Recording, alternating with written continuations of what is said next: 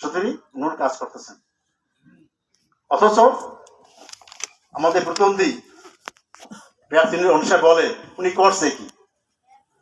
আসলে ক্ষমতা ছিল? ক্ষমতা করবে কি?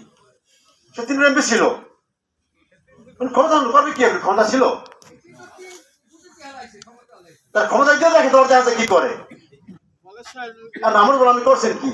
আমরা কি আমি করবো কি? আমার সরকারি আমি করছি, আমার সরকার ডাক্তার ছিল, আমার ডাক্তারি করা ছোট ডাক্তার ছিলাম, কিন্তু কি করছে জানি কি করছি?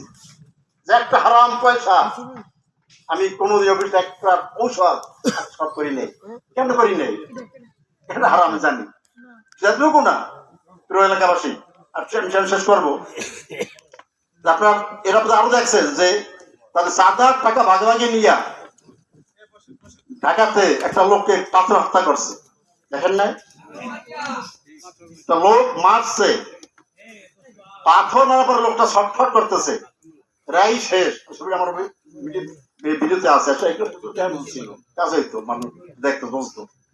সে তো আরো সে পাথর মাছে মাথার উপরে।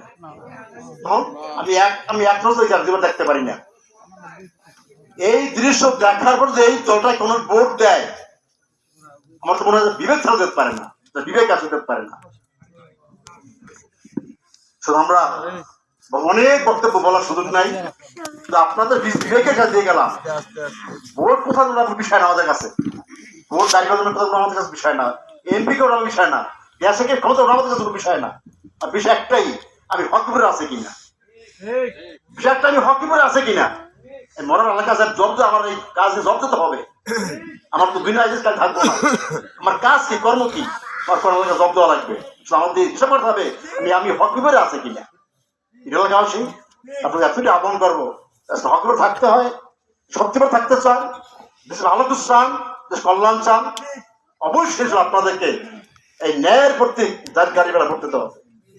এবং আরেকটা প্রতীক হচ্ছে হা। অনেকে হা বন্ধুরা বুঝে কি জানেন? আমি সব বলবেন, উল্টো বুঝার সুযোগ নাই। হা মানে আপনি পরিবর্তন চান কিনা, দেশে এই লুটপাট চান না পরিবর্তন চান?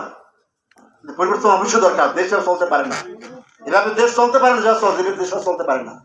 ইলেকশনের পরই ধরায়, লৌড়ায়, মারায় কাটাকাটি কেন? যার পিছিয়ে ভোট দেবে, যাই ভোট দেবে না, এই স্বাভাবিক।